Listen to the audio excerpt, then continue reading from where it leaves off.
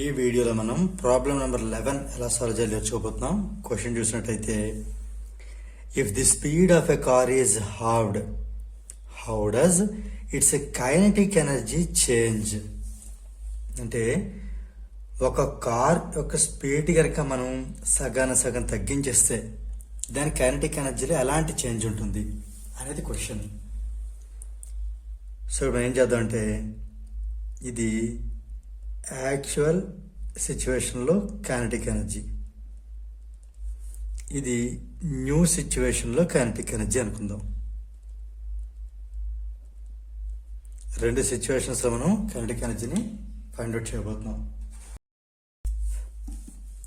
Right, ఇక్కడ మనకి ఒక కార్, సేమ్ కార్ కాబట్టి రెండింటిలోనూ కూడా మాస్ అనేది అయితే మారదు.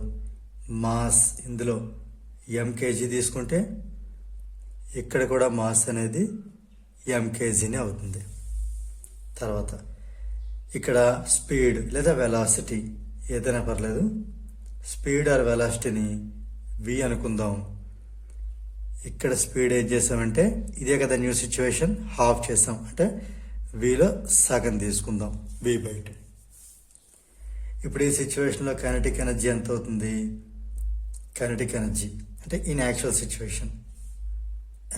సిచ్యువేషన్లో కైనెటిక్ ఎనర్జీ హాఫ్ mv². ఈ న్యూ సిచ్యువేషన్లో కైనెటిక్ ఎనర్జీ ఏమవుతుంది? హాఫ్ m, ఇంతవరకు మారదు, v² బదులు మట్టుకు v/2 హోల్ స్క్వేర్ ఇది వస్తుంది. దీన్ని ఇంకొంచెం మనం సింప్లిఫై చేద్దాం.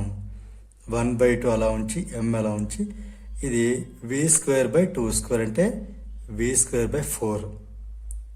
రైట్, ఇప్పుడు ఈ 4ని పక్కకు తెద్దాం. ఇదేమవుతుంది? 1/4 ఆఫ్ హాఫ్ mv².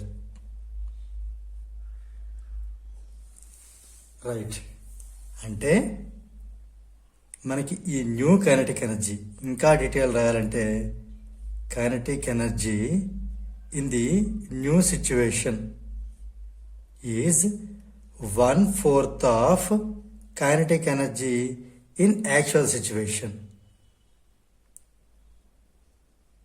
ఏంటంటే 1/2 mv² అనేది యాక్చువల్ సిచ్యువేషన్లో kinetic energy.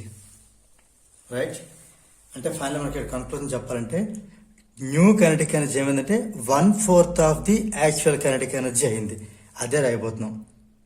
That implies the new kinetic energy becomes,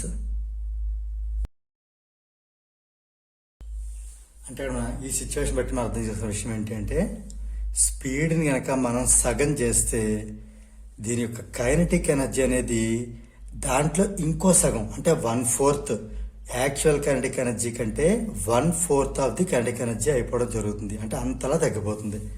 so దీంతో మనకి ఈ క్వశ్చన్ నెంబర్ 11 అనేది కంప్లీట్ అయింది.